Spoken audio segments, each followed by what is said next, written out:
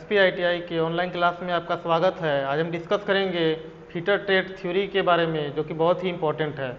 आज का जो हमारा टॉपिक है वो है टाइप्स ऑफ स्पेशल माइक्रोमीटर, अर्थात माइक्रोमीटर की जो कुछ एक्स्ट्रा माइक्रोमीटर है, स्पेशल माइक्रोमीटर है, उसी के बारे में पढ़ेंगे। और मेजरिंग ईरर, हमारे इसमें क्या क्या ईरर होते हैं, त्रुटि कौन कौन से होते हैं, उस त्रुटि के बारे में डिस्कस करेंगे।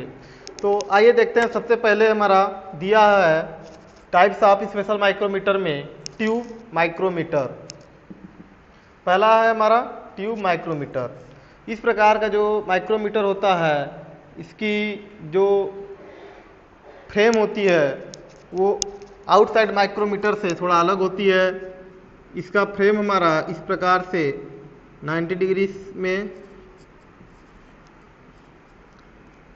ऐसे बनी होती है, और इसका स्पिंडल हमारा जो होता है वो इस प्रकार से बना होता है। अर्थात इसमें एनविल जो इधर निकला आता है वो हमारा नहीं होता है। इस ट्यूब माइक्रोमीटर का फ्रेम हमारा ये क्या है, हमारा फ्रेम है। इसका प्रयोग हम करते हैं किसी भी ट्यूब या पाइप के दीवार की मोटाई को मापने के लिए हम ट्यूब माइक्रोमीटर का प्रयोग करते हैं। इसका यूज बहुत ही इम्पोर्टेंट है, क्योंकि किसी भी माइक्रोमीटर का उपयोग जानना बहुत ही इम्पोर्टेंट है। तो यहाँ पे कह सकते हैं ट्यूब एंड वॉल की मोटाई को मापने के लिए हम ट्यूब माइक्रोमीटर का प्रयोग करते हैं। आगे है screw thread micrometer. Screw thread micrometer, या इसको हम थ्रेड माइक्रोमीटर के नाम से या स्क्रू थ्रेड माइक्रोमीटर के नाम से जानते हैं। इस प्रकार का जो माइक्रोमीटर होता है, इसका प्रयोग हम किसी भी थ्रेड के पिच डायमीटर को मापने और चेक करने के लिए करते हैं। जैसे मान लीजिए कोई एक बोल्ट है, इस प्रकार का उस पे थ्रेड कटा हुआ है। ये क्या है हमारा, इस प्रकार से ऐसे थ्रेड बना हुआ है इसके ऊपर।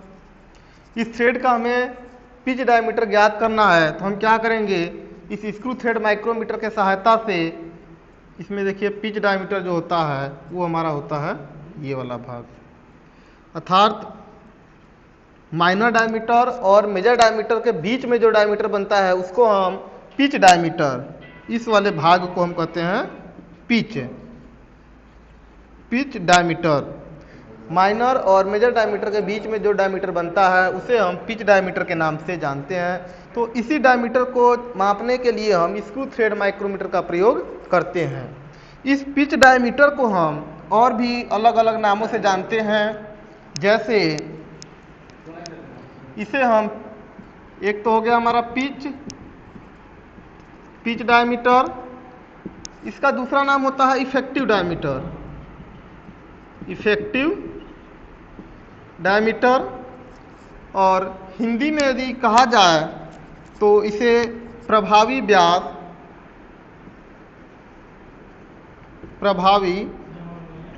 व्यास या तो फिर काल्पनिक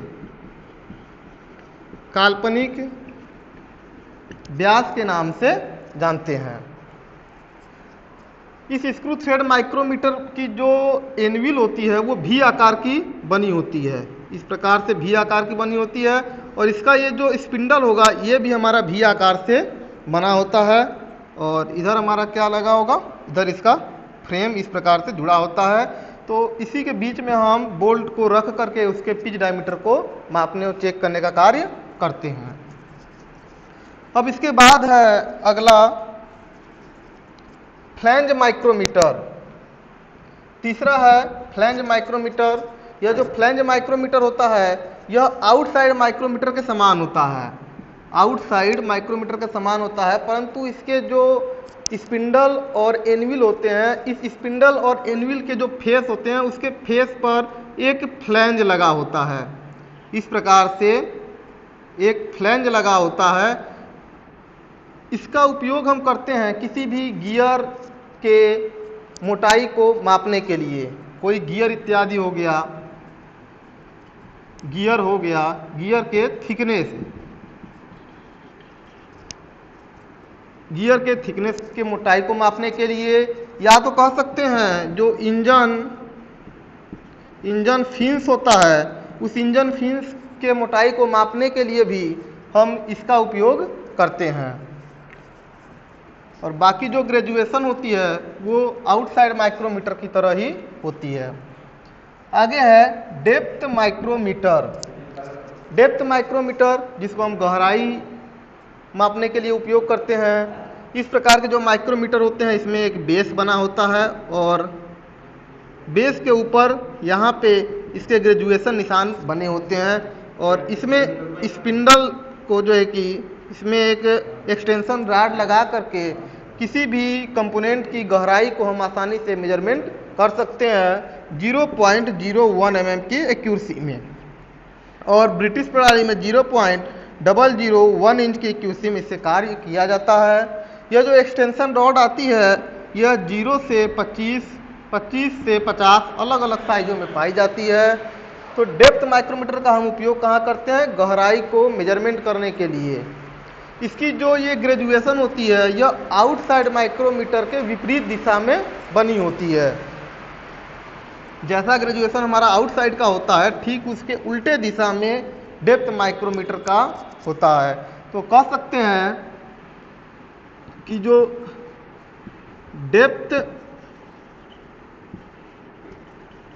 डेप्थ मेजरमेंट के लिए हम डेप्थ माइक्रोमीटर का उपयोग करते हैं। आगे है डिजिटल माइक्रोमीटर। डिजिटल माइक्रोमीटर इस प्रकार का जो माइक्रोमीटर होता है यह इंडस्ट्रीज वगैरह में सबसे अधिक उपयोग में आने वाला माइक्रोमीटर होता है। क्योंकि यदि हम जनरल माइक्रोमीटर का उपयोग करते हैं तो उसके ग्रेजुएशन इत्यादि पढ़ने में हमें समय लगता है, क्योंकि उसके main division, sub division, thimble division को हम जब रीड करेंगे तभी हमें उसके ग्रेजुएशन का पता चलता है। लेकिन यह जो डिजिटल माइक्रोमीटर होता है ये अकुशल कारीगर या अर्धकुशल कारीगर भी इससे आसानी से कार्य कर सकते हैं। इसमें इसके बैरल और थिम्बल पर कोई भी ग्रेजुएशन नहीं बना होता है, बल्कि इसका जो फ्रेम होता है, इसके फ्रेम पर एक डायल बनी होती है, और डायल के नीचे एक डिजिटल घड़ी होती है,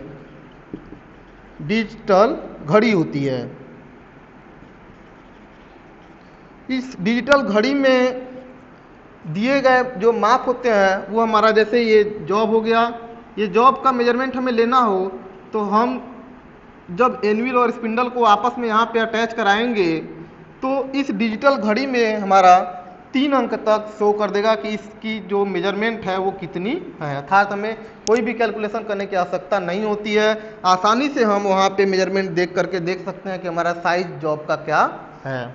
तो इस प्रकार के जो माइक्रोमीटर होते हैं इसकी सूक्ष्मता 0.001 mm होती है, अर्थात 1 माइक्रोन तक की शुद्धता में हम इससे कार्य कर सकते हैं। अब इसके बाद है अगला बाल माइक्रोमीटर। बाल माइक्रोमीटर में क्या होता है? यह जो माइक्रोमीटर होता है बिल्कुल आउटसाइड माइक्रोमीटर के समान होता है, परंतु इसकी जो ये एनविल होती है और ये जो स्पिंडल होती है यहाँ पे एक बाल लगी होती है। एनविल और स्पिंडल के फेस पर एक बाल लगी होती है। इसका प्रयोग हम करते हैं गोल जॉब की मेजरमेंट के लिए। इसका प्रयोग कहाँ करते हैं? गोल जॉब के व्यास को मापने के लिए हम बाल माइक्रोमीटर का प्रयोग करते हैं, क्योंकि इसके जो एनविल होते हैं और जो स्पिंडल होते हैं उस पर बाल लगा होता है ताकि उसके सेंटर में सही तरीके से इसको हम आसानी से सेट कर सकें, और जो बाल होता है वो एक कॉन्टैक्ट पे ही हमारा कनेक्ट होता है। आगे है स्टिक माइक्रोमीटर। स्टिक माइक्रोमीटर क्या होते हैं कि किसी भी लंबे आंतरिक लंबाई को मापने के लिए, बड़े आंतरिक लंबाई को मापने के लिए हम जिस माइक्रोमीटर का प्रयोग करते हैं उसे हम स्टिक माइक्रोमीटर का प्रयोग करते हैं। इसका यूज हम कहाँ करते हैं?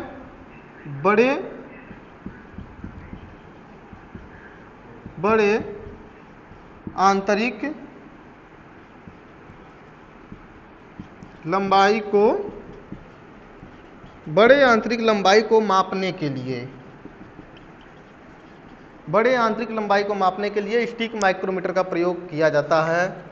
अब इसके बाद आता है हमारा अगला जो पॉइंट है वो है मेजरिंग एरर्स, अर्थात जब हम किसी भी प्रकार का मेजरमेंट करते हैं तो मेजरमेंट करते समय हमें कई प्रकार की त्रुटि हो सकती है जो कि निम्नलिखित है, जैसे systematic error, geometrical error, random error या एक्सीडेंटल एरर, इंस्ट्रूमेंट एरर या gauge error, temperature error, contact error और ऑब्जर्वेशन एरर। तो सबसे पहले हमारा सिस्टमैटिक एरर, तो सबसे पहले हम देखते हैं सिस्टमैटिक एरर हमारा क्या है। मेजरिंग इंस्ट्रूमेंट के होने वाले गड़बड़ी के कारण जो त्रुटि होती है उसे हम सिस्टमैटिक एरर कहते हैं, अर्थात मेजरिंग इंस्ट्रूमेंट के गलत होने के कारण जो त्रुटि होती है उसको हम सिस्टमैटिक एरर कहते हैं। और दूसरा है ज्योमेट्रिकल एरर। ज्योमेट्रिकल एरर हमारा दो प्रकार का होता है। ज्योमेट्रिकल एरर जो होता है हमारा वो हमारा क्या होता है? दो प्रकार का होता है। एक होता है हमारा माइक्रो ज्योमेट्रिकल एरर और दूसरा होता है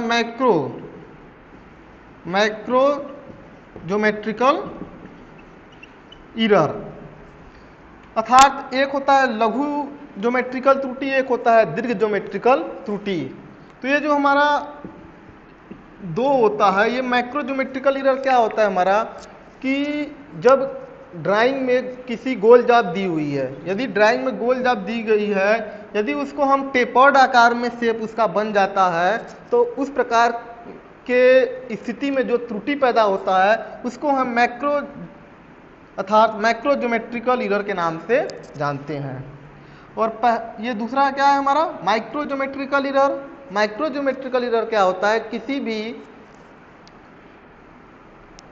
मेजरिंग इंस्ट्रूमेंट से जब हम चेकिंग का कार्य करते हैं, सपोज वी ब्लॉक है, ये हमारा वी ब्लॉक है, यहाँ पे हम गोल जाप के रख करके यहाँ पे जब डायल टेस्ट इंडिकेटर से इसका जांच करते हैं तो यदि यह गोल न पाया जा करके टेपर्ड आकार में पाया जाता है तो यहाँ पे ये जो त्रुटि होगा इसको हम माइक्रो ज्योमेट्रिकल एरर के नाम से जानते हैं। अगला है हमारा रैंडम एरर। रैंडम एरर को हम बोलते हैं एक्सीडेंटल एरर।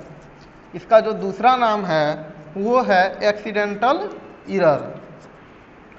यह जो रैंडम एरर होता है ये हमारा कई प्रकार से, जैसे जल्दीबाजी के कारण या अज्ञानता, अनुशासनहीनता कह सकते हैं, या तो फिर टेम्परेचर प्रॉब्लम के कारण या कॉन्टैक्ट के कारण, धूल इत्यादि के कारण जो हमारे त्रुटि पैदा होते हैं उसको हम रैंडम एरर या एक्सीडेंटल एरर के नाम से जानते हैं। आगे है instrument and gauge error. Instrument and gauge error अर्थात इंस्ट्रूमेंट के गलती होने के कारण जो त्रुटि होती है उसको हम इंस्ट्रूमेंट एंड गेज एरर के नाम से जानते हैं। मान लीजिए एक वर्नियर कैलिपर है, अब वर्नियर कैलिपर में हमारा इस प्रकार से मान लीजिए कोई ग्रेजुएशन यहाँ पे ऐसे बना हुआ है, यह जो हमारा वर्नियर डिवीजन है और यहाँ पे जो हमारा मेन डिवीजन है, यदि इसके बीच में कुछ हमारा गैप रह जाता है, ठीक है, तो यह क्या हुआ हमारा एक प्रकार से मेजरिंग इंस्ट्रूमेंट की त्रुटि हुई। तो यह जो त्रुटि होती है इसी को हम बोलते हैं इंस्ट्रूमेंट एंड गेज एरर। आगे है टेम्परेचर एरर। टेम्परेचर एरर अर्थात तापमान के गड़बड़ी के कारण जो एरर उत्पन्न होती है उसे हम टेम्परेचर एरर के नाम से जानते हैं। इसीलिए साधारण जो टेम्परेचर होती है वर्कशॉप की वो हमें कोई भी माप 20 degree Celsius plus minus 2 degree Celsius में हमें मेजरमेंट लेना चाहिए। इसमें क्या होता है कि टेम्परेचर एरर होने का चांस नहीं रहता है। इस तापमान पे हमें मेजरिंग वर्कशॉप में जो है कि काम करना चाहिए। अगला है कॉन्टेक्ट एरर। कॉन्टेक्ट एरर क्या होता है? यदि जॉब के सरफेस और मेजरिंग टूल्स के सरफेस पर धूल के कण इत्यादि जम जाने पर जो त्रुटि पैदा होती है उसको हम कॉन्टेक्ट एरर के नाम से जानते हैं। उसके बाद है अगला हमारा ऑब्जर्वेशन एरर। ऑब्जर्वेशन एरर का मतलब होता है कभी कभी हम जब माइक्रोमीटर इत्यादि को रीड करते हैं, पढ़ते हैं उसको, या वर्नियर कैलिपर को पढ़ते हैं, तो उस पढ़ने में भी हमें क्या होती है, त्रुटि पाई जाती है। जैसे मान लीजिए यहाँ पे ऐसे ग्रेजुएशन बना हुआ है और ये वाला जो है हमारा 0 है, ये +1 है और ये -1 है। यदि इसको हम ऑब्जर्व करते हैं, यहाँ पे एक ऑब्जर्वर है, ठीक है, यहाँ पे क्या है, एक ऑब्जर्वर है। यदि इसको ऑब्जर्व करता है सीधे से तो ये यहाँ पे 0 है, अर्थात ये सही है। यदि इसको हम देखते हैं कुछ अलग प्रकार से, एक ऑब्जर्वर इधर से देख रहा है, यदि हम तिरछा देखते हैं तो क्या होगा कि हमारा +1 का उसमें एरर पैदा होगा। यदि इधर से देखते हैं तो ये ऑब्जर्वर भी क्या होगा कि ये गलत देख रहा है। तो इस प्रकार से जो हमारा त्रुटि उत्पन्न होता है उसको हम ऑब्जर्वर एरर के नाम से जानते हैं। तो आज के वीडियो में बस इतना ही। अगले वीडियो में हम अगले टॉपिक के बारे में डिस्कस